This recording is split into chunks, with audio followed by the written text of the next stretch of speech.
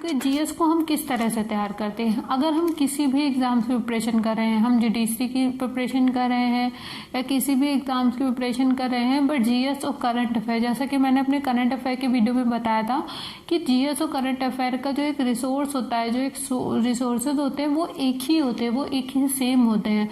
लेकिन अगर किसी को बेसिक से ही नहीं पता है कि जीएस किस तरह से तैयार करनी चाहिए, और लोग क्या करते हैं डायरेक्ट हायर बुक प्रेफर कर लेते हैं, और हमें बिल्कुल बेसिक से ही नहीं क्लियर होता है हमें कौन सी बुक फॉलो करनी चाहिए, कौन सी बुक फॉलो नहीं करनी चाहिए, तो हम क्या होते हैं, हम जब एकदम से पढ़ते हैं ना, जब हमारे एग्जाम्स आते हैं, हम लॉ तो प्रिपेयर कर लेते हैं लेकिन हम जीएस में थोड़ा सा कंफ्यूज हो जाते हैं, क्योंकि हम एकदम से मैगजीन फॉलो करते हैं, लेकिन हम जो मैगजीन फॉलो कर रहे हैं क्या उसमें जो वर्ड्स यूज हो रहे हैं क्या हमें उसका मतलब पता है, नहीं पता होता है। काफ़ी सारे स्टूडेंट्स के साथ ऐसी प्रॉब्लम्स आती हैं कि जब हम direct on the spot 6 months की मैगजीन फॉलो करते हैं या हम 3 मंथ्स की मैगजीन फॉलो करते हैं, लेकिन हमारा बेस क्लियर नहीं होता है, तो हम क्या करते हैं कि हमें वर्ड्स के क्लियर मीनिंग नहीं पता होते। कई लोग के साथ ऐसा भी होता है जिनका लॉ तो निकल जाता है बट जीएस नहीं निकल पाता है। तो इसको अगर हमें अपना स्ट्रॉन्ग पॉइंट बनाना है तो हम किस तरह से बनाएंगे, और हमें कौन सी बुक फॉलो करनी चाहिए, कौन से सब्जेक्ट की बुक फॉलो करनी चाहिए, तो ये आज सारी चीज़ें आज मैं आपको इस वीडियो में बताऊंगी। तो चलिए स्टार्ट करते हैं। स्टार्ट करने के पहले तो वेलकम टू माय चैनल, और जो भी मेरा वीडियो फर्स्ट टाइम देख रहे हैं सो प्लीज़ आप मेरे चैनल को लाइक एंड सब्सक्राइब करें एंड शेयर करें और मुझे सपोर्ट करें।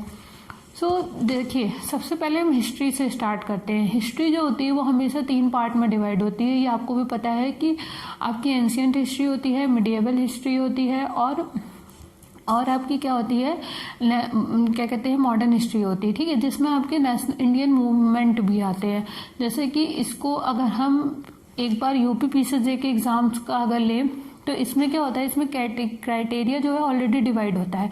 उसमें वो क्या करते हैं, जो प्री का पेपर होता है उसमें वो लिख देते हैं कि जो आपका पेपर होगा उसमें आपकी हिस्ट्री तो पूछी जाएगी, यानी मिक्स तो आपका इंडियन और आपका एंशियंट मिडिएवल और मतलब मॉडर्न हिस्ट्री तो आपकी पूछी जाएगी, साथ में अलग से भी आपके 10 नंबर के इंडियन मूवमेंट पूछे जाएंगे, यानी कि कौन कौन से ऐसे युद्ध हुए थे देश को आज़ाद कराने के लिए, कौन कौन से रिवॉल्ट हुए थे, कौन कौन सी क्रांति हुई थी, तो ये सारी चीज़ें पूछी जाती है 1857 टू 1947 तक, तो ये सारी चीज़ें पूछी जाती हैं। तो अब हम इसको प्रिपेयर कैसे करें, तो सबसे पहले अगर हम हिस्ट्री से स्टार्ट करें तो अगर आपको अपना बेसिक क्लियर करना है, अगर आपको एंशियंट हिस्ट्री पढ़नी मिडिएवल, तो हम डायरेक्ट ल्यूसेंट ना फॉलो करके आपको पहले एनसीईआरटी फॉलो करनी चाहिए।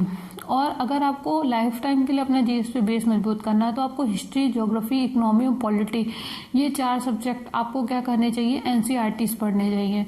पहले तो मैं आपको बता दूं कि अगर आपको हिस्ट्री पढ़नी है तो उसके लिए आपको क्या करना होगा कि आपको एनसीईआरटी जो फॉलो करनी होगी वो आपको 6 to 12th क्लास की एनसीईआरटी फॉलो करनी चाहिए। और अगर आप न्यू एनसीईआरटी फॉलो कर रहे हैं तो भी आपके लिए बेटर होगा, ये आपको अवेलेबल भी हो जाती हैं इजीली, मार्केट में भी अवेलेबल हो जाती हैं, आपको इसकी एप्लीकेशन के थ्रू भी आप पढ़ सकते हैं, उस सब के बेस बहुत अच्छे क्लियर हो जाएंगे। उसके बाद आपको अगर ज्योग्राफी फॉलो करनी है तो ज्योग्राफी के लिए भी आपको क्या करना पड़ेगा, 6 to 12th क्लास की एनसीईआरटी फॉलो करनी पड़ेगी। क्यों? क्योंकि देखिए आप ये सोच रहे होंगे इतना क्यों पढ़े, लेकिन उससे क्या होगा, एक बार बस आपकी मेहनत लगेगी, सिर्फ 1 टाइम की मेहनत है, लेकिन उसके लिए आपको लाइफ टाइम बेनिफिट्स होगा। अगर आप कोई और भी एग्जाम्स देते हैं, ठीक है, किसी भी स्टेट का एग्जाम देते हैं, तो आपके बेस इतने अच्छे क्लियर होंगे कि आप किसी भी एग्जाम को अटेंड कर सकते हैं। तो इसमें क्या होता है कि जब भी आप किसी 6 क्लास की एनसीईआरटी उठाएंगे तो उसमें ये तक बताया जाता है कि आपका तारा क्या होता है, आपका पिंड क्या होता है, ये सारी चीज़ें। क्योंकि अगर हम डायरेक्ट बुक फॉलो करेंगे, डायरेक्ट ल्यूसेंट फॉलो करेंगे और आपके पास यही क्वेश्चन आ गया कि इसमें से तारा क्या है, तो क्या आप बता पाएंगे? नहीं बता पाएंगे, आपको बहुत ज़्यादा कन्फ्यूजन हो जाएगी। मैं एक एग्जाम्पल बता रही हूँ, ठीक है। तो उसके बाद क्या होता है कि ये सारी चीज़ें आपके एक बेस क्लियर हो जाता है। आपको हर एक एनसीईआरटी से पढ़ने का फायदा ही क्या होता है कि आपको हर एक वर्ड का मतलब पता होता है। अगर आपकी बुक में कोई भी वर्ड यूज है तो आपको उस वर्ड का मतलब पता होगा, कि अगर आपके जीएस में कोई वर्ड आ रहा है तो उसका मतलब आपको पता होगा। उसके बाद हम चलते हैं, ये तो आपके हिस्ट्री ज्योग्राफी हो गया।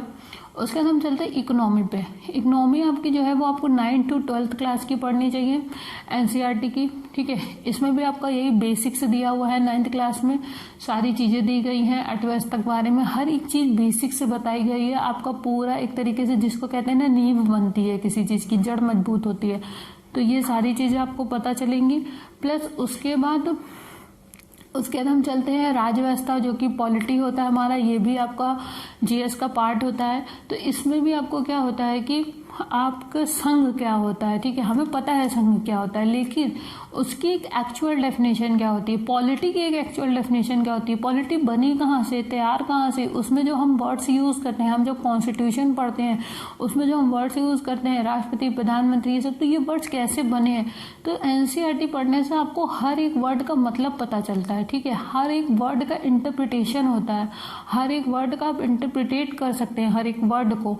तो इससे आपको ये बेनिफिट मिलता है एनसीईआरटी पढ़ने से। तो आपकी क्या होती है, आपकी एक नींव, आपकी जड़ें मजबूत हो जाती है। तो ये तो आपका ये हो गया, आपके 4 सब्जेक्ट हो गए। उसके बाद आप क्या कर सकते हैं, जैसे कि मैंने आपको बताया था, जो आपके अदर्स होते हैं ये तो आपको प्रॉपर बुक से पढ़ने ही पड़ेंगे, ये 4 सब्जेक्ट। उसके बाद आता है आपका इंडियन मूवमेंट। तो इसके लिए आप बिपिन चंद्रा या स्पेक्ट्रम दोनों में से कोई भी फॉलो कर सकते हैं। और ये तो आपको अंडरस्टैंडिंग पे डिपेंड करता है कि आप बिपिन चंद्रा बोल, कुछ लोग को बिपिन चंद्रा अच्छी लगती है, कुछ लोग को स्पेक्ट्रम, लेकिन ये 2 सबसे बेस्ट बुक हैं आपकी इंडियन मूवमेंट या मॉडर्न हिस्ट्री पढ़ने के लिए। उसके बाद आपको क्या होता है, सबसे पहले तो मैं आपको बता दूं कौन सा इंपॉर्टेंट टॉपिक आपको इसमें पढ़ना चाहिए। तो आपको 1857 की रिवॉल्ट से लेकर 1947 तक तो आपको पूरा पढ़ना ही चाहिए आपका, जिसमें गांधीवाद आता है और आपका उसमें गांधी जी ने कौन कौन से आंदोलन करे थे वो सारी चीज़ें आती हैं। तो आप कभी भी कोई प्रीवियस ईयर का, अगर आप एपीओ का ही प्रीवियस ईयर का पेपर उठा के देखेंगे तो उसमें अक्सर आंदोलन के बारे में पूछा गया है। उसके बाद आपके जो अदर्स टॉपिक आते हैं उसमें आपको क्या करना होता है, उसमें आपको करंट अफेयर से कनेक्ट होना पड़ता है। उसमें वो पुराना बहुत ही कम पूछा जाता है, लेकिन आपके करंट अफेयर बहुत ज़्यादा पूछे जाते हैं, उसको आपको पढ़ना पड़ेगा, उससे आपको अवेयर रहना पड़ेगा, कौन कौन से अवार्ड मिले हैं, कौन कौन सी योजनाएं बनी हैं। और ये आपके मेंस में बहुत पूछा जाता है कि योजनाएं कौन कौन सी बनी हैं अभी, ठीक है, कौन कौन से पुरस्कार मिले, अगर जो पुरस्कार मिले उनको कैसे मिले उसको आप डिफाइन करिए। उसके बाद आता है आपका जनरल साइंस। जनरल साइंस के लिए भी अगर आप चाहें तो एनसीईआरटी फॉलो कर सकते हैं, अदरवाइज आप ल्यूसेंट से भी तैयार कर सकते हैं, क्योंकि 8 नंबर की आपकी साइंस आती है। उसके बाद उसमें भी आपकी biology, physics and chemistry divide होती है। तो अगर आपको बेसिक्स पढ़ना है तो आप एनसीईआरटी फॉलो करिए, अदरवाइज आप ल्यूसेंट भी फॉलो कर सकते हैं। तो अगर किसी को और भी कोई जीएस में कंफ्यूजन हो, किस तरह से जीएस को हमें तैयार करना चाहिए, तो उसके लिए आप मुझे कमेंट में पूछ सकते हैं, आप मुझे इंस्टाग्राम पे फॉलो कर सकते हैं, मैं उसका लिंक डिस्क्रिप्शन में प्रोवाइड कर दूंगी। प्लस आप मुझे टेलीग्राम पे भी कनेक्ट हो सकते हैं।